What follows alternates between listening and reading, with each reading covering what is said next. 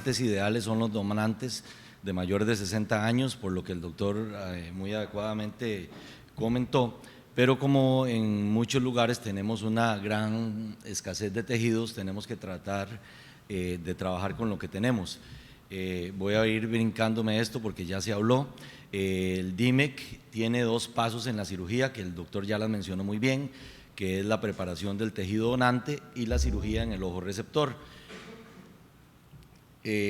Para la preparación del tejido hay quienes reciben un tejido precortado o nosotros utilizamos tejido que cortamos nosotros mismos. Este tejido puede prepararse de dos maneras, desprendiendo la membrana de CEMED con una burbuja de aire o con líquido, o con un pelamento manual, como muy bien mencionó el doctor Mejía, y así es como lo hacemos nosotros.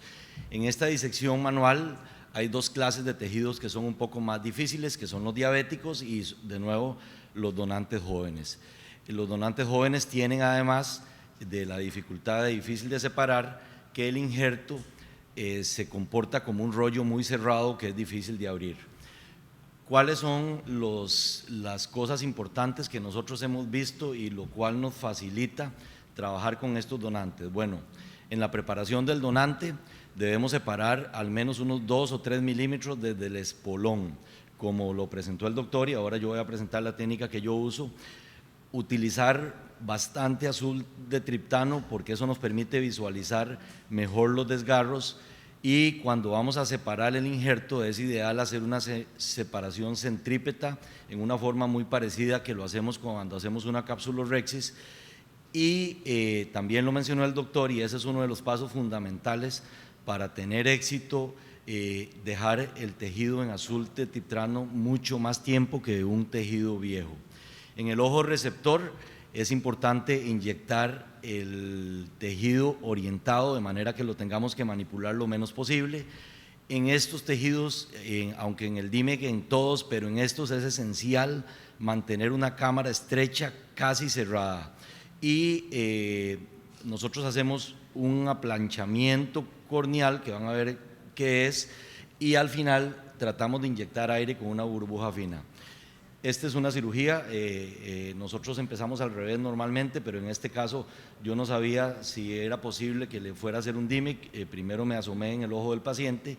Nosotros hacemos una resección de la malla trabecular y desde el espolón escleral ponemos azul, como muy bien lo mencionó el doctor Mejía. Eso es muy importante porque nos permite una adecuada visualización. Hemos notado que separando toda esta parte desde el espolón escleral, la separación del tejido en la periferia es mucho más sencilla. Esta es una córnea de un paciente joven. Vean ustedes, como hablábamos, es muchísimo más difícil separar lo que normalmente nosotros hacemos una separación en 360 grados.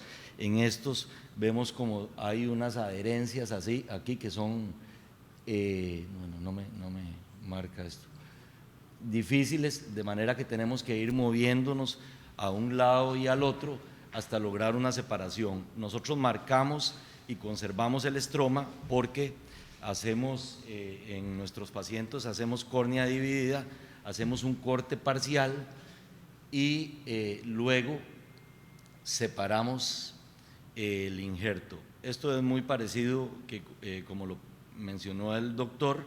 Voy a adelantar un poquito más por tiempo. Y dejamos el tejido en azul de triptán. Luego vamos al ojo del paciente. Este es un paciente, como vieron, con una bulosa. Siempre ponemos una sutura que nos permita controlar, y vean ustedes algunas de las cosas que pasan en los tejidos jóvenes. Este por dicha no tanto, pero se pliega mucho más y se tiende a hacer como un triángulo doblándose en tres partes. Le vamos poniendo agua hasta lograr lo más que se pueda hacer un doble rollo, y una vez hecho este doble rollo es muy importante inyectarlo, como mencionaban antes, en la posición adecuada, y al tener la sutura ya puesta podemos trabajar con más tranquilidad, que lo que tenemos que hacer es abrirlo. Vean ustedes cómo mantenemos una cámara muy plana, centramos el injerto y la tendencia que uno siempre tiene es estar inyectando líquido para abrir la cámara, y cuando eso lo hacemos en estos donantes jóvenes se nos vuelve a plegar, se nos vuelve a plegar. Hay que aplanar muchísimo la cámara, y con la cámara plana logramos abrir el injerto sacando líquido, y de esta manera, que nosotros le decimos aplanchamiento, vamos aplanando el injerto hasta lograr pegarlo. La inyección de aire, en esto se vio muy rápido, pero es bastante dificultosa porque la cámara está muy plana, y cada vez que abrimos un poquito para tratar de inyectar el aire se nos vuelve a desplegar, de manera que van a ver al final como lo estoy haciendo ahora. Esto es otra cosa que suele pasar. Vean, este es un injerto joven que es bien difícil de separar. Ahí estamos haciendo una gran tracción, y en estos casos, para que no se nos desgarre, hacemos un movimiento centrípeto como haciendo una rexis. Nosotros dejamos el tejido, lo dejamos en un lente contacto porque primero íbamos a hacer un DALC con el estroma, y dejamos ese tejido en azul para proceder a la cirugía. Lo dejamos los minutos que sea necesario, y el azul nos permite dos cosas: uno, una tensión para verlo mejor, y rompen algo la elasticidad de la córnea, con lo que se abre un poco más fácil. Vean que es un rollo muy cerrado, y lo inyectamos tratando de darle la orientación. Ahorita voy a tratar de devolverme para enseñarles cómo se orienta. Y lo que es muy importante es siempre mantener la cámara plana. Voy a adelantar por tiempo. ¿Dónde vamos? Si el tejido está en buena posición, centrado, tenemos que ir golpeando y golpeando, pero manteniendo esa cámara prácticamente sin nada de líquido, porque cada vez que se nos llena, él se nos retrae. Tenemos que ir aplanando y aplanchando, aplanando y aplanchando hasta lograr abrir el tejido. Una vez que lo tenemos abierto, ponemos la burbuja, que ven, es difícil que la burbuja se mantenga y no podemos llenar mucho la cámara porque se nos abre, pero poco a poco vamos hasta lograr tener la burbuja. Este es otro ejemplo. Ustedes vieron que yo siempre marco, me gusta la F o una S para orientar. Este es un tejido que venía del banco de córnea. Si ven aquí, el tejido, lo voy a mostrar ahorita más, le faltaba un pedazo, ahorita lo van a ver.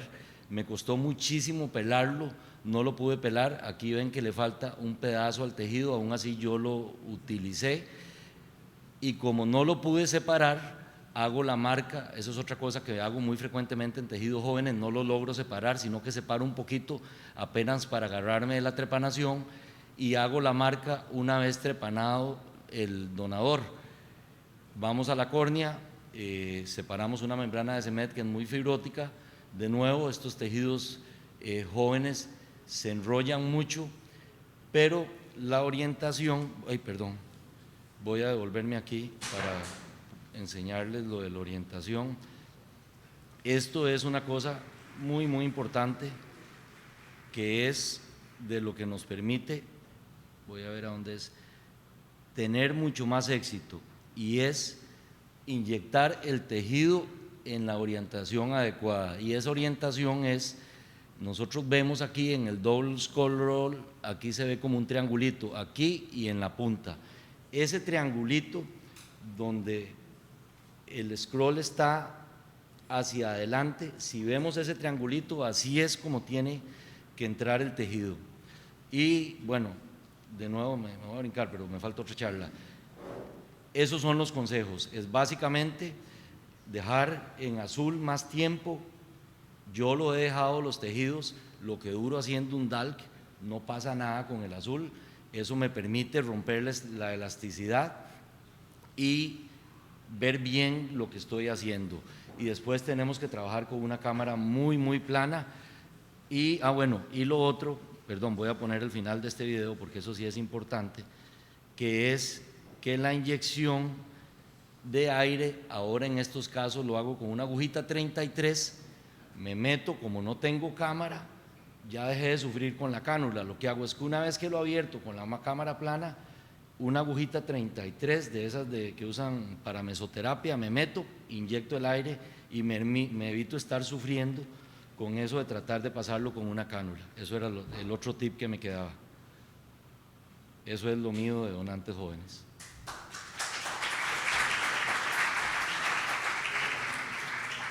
Sigo.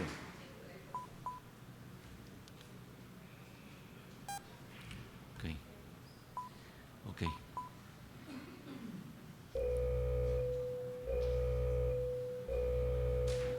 Ok. Listo. Mi otra charla es DIMEC en casos complejos. Ya de esto hablamos bastante. Básicamente los que hacemos DIMEC ya nos hemos metido en la idea de que este es el gold standard, es la cirugía que tratamos de hacer en la mayoría de los pacientes con patología endotelial, y dejamos DISEC cuando hay patología endotelial, especialmente con otras patologías de segmento anterior. Este video me lo voy a brincar porque fue lo que ya vimos y además el doctor Mejía lo presentó muy bien. Básicamente hay varios escenarios donde preferimos hacer DISEC y no DIMEC, y es sobre todo casos que son más complejos. Córneas opacas, pacientes con defectos del iris, cuando hay una ausencia del diafragma capsular, ojos vitrectomizados y pacientes que tienen otras cirugías u otras patologías de segmento anterior. De nuevo, ¿cuáles son las perlas, las cosas importantes que yo utilizo en estos casos complejos? Nuevamente la tensión del injerto, porque eso, como dijimos, me permite ver mejor y romper la elasticidad para que el tejido se abra más rápida. Una inyección muy precisa. Yo utilizo un aparatito que es esto que ven ahí, que es un aparatito que yo ideé, que es como un inyector de lente en el que cargo una jeringa y entonces le doy vuelta e inyecto el aparatito como si fuera un lente intraocular, porque llevo un control completo y absoluto, no hago con la jeringa, eso me permite una inyección muy precisa.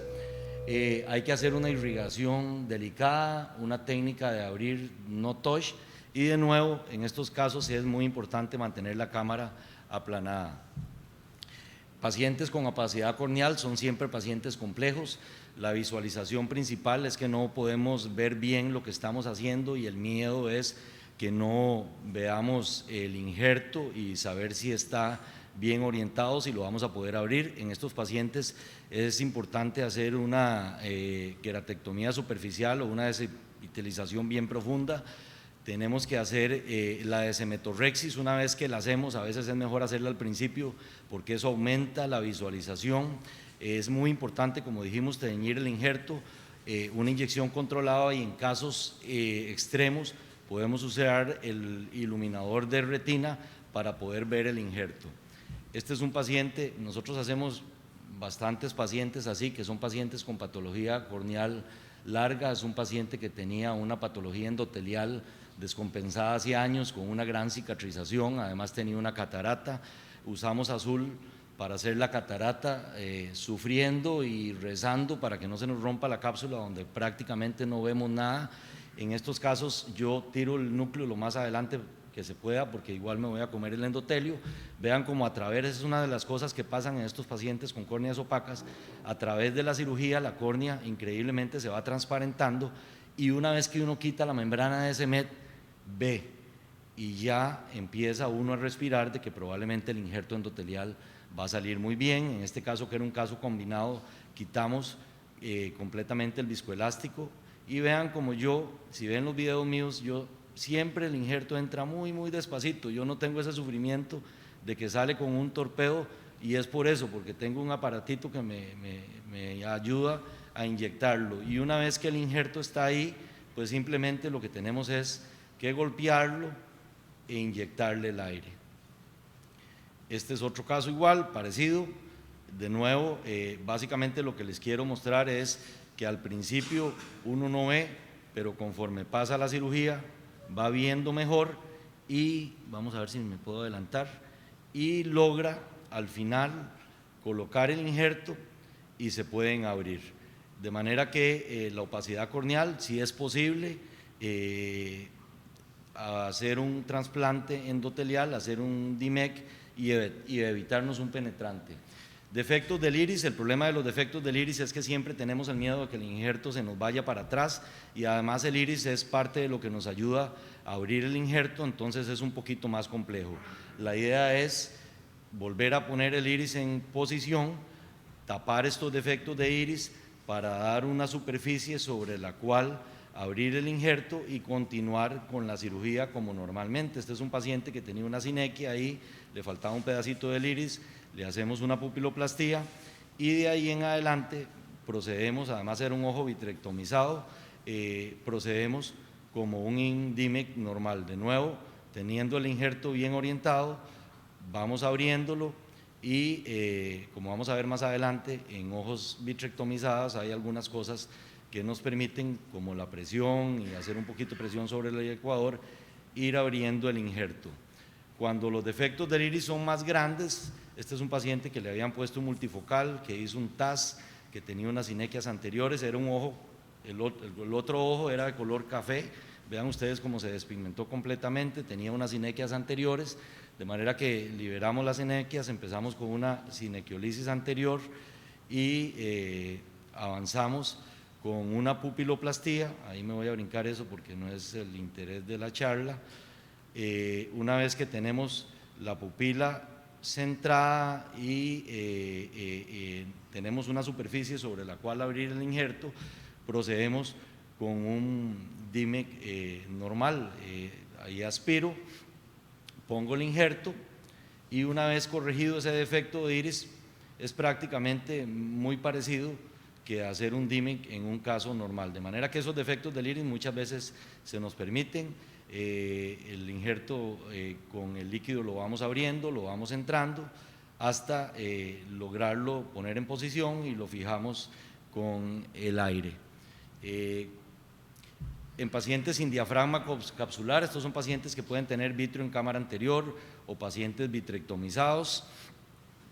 Básicamente lo mismo, en estos casos vitrectomizados además la dificultad más grande es, este es un paciente que tenía una vitrectomía previa, en un trasplante penetrante previo que veía muy bien, con un fallo endotelial. La dificultad más grande es que tenemos unas cámaras muy amplias y el ojo muy hipotónico. Una de las soluciones es poner una infusión posterior, yo eso lo dejo como último caso, cuando definitivamente no puedo, porque he encontrado algunas cosas que me permiten ir adelante, como por ejemplo, yo pongo el dedo, como ven ahí, y poniendo el dedo ahí adelante, tiro el iris para adelante, y eso me permite abrir el injerto hasta que lo coloco, y una vez que lo tengo colocado, con la cánula lo aseguro y lo lleno con la burbuja. Y este es el último caso complejo, que es un paciente que tenía 2 tubos, un DISEC previo con unos defectos ahí en el iris, vitrectomizado también. Vean, le saco el injerto del DISEC que había salido, cortamos un poquitico el tubo para que nos dé campo para poner el injerto, inyectamos el injerto y vamos procediendo con la cirugía. La dificultad más grande en estos ojos vitrectomizados es la gran hipotonía. Esa hipotonía hace que la apertura del injerto sea mucho más difícil. Vean ustedes como el ojo se colapsa, la cámara se hace grande, el injerto baila por todo el ojo, pero la marca nos permite saber cuando el injerto está ahí. En este caso se me había olvidado poner la sutura. Parte de lo que no me dejaba terminar la cirugía era que escapaba un poco de líquido ahí. Vamos abriendo. 1 minuto. Voy. Y ahí voy. Y una técnica que ayuda mucho es esto. Cuando tenemos el injerto ya que creemos que está centrado, le ponemos una burbujita por debajo y ya ahí empezamos a respirar, porque ya ese injerto, si lo dejamos un ratico con esa burbujita y pegado el centro, de ahí en adelante lo que tenemos que hacer es ir ampliando la burbuja hasta, con la misma burbuja, ir aplicando completamente el injerto. ¿Por qué hago DIMIC en estos pacientes yo? Básicamente, aunque es muy complejo, se puede, es gratificante, y la razón inicial por la que yo empecé a hacerlo realmente fue porque no me quedaba de otra, porque me daban una córnea para 2 pacientes y el paciente que me llegaba para el endotelial era ese. Entonces, eso es un reto, lo va haciendo a uno hacer casos más difíciles. El mensaje es que poco a poco se puede y esos casos son asibles, se pueden hacer. Muchas gracias.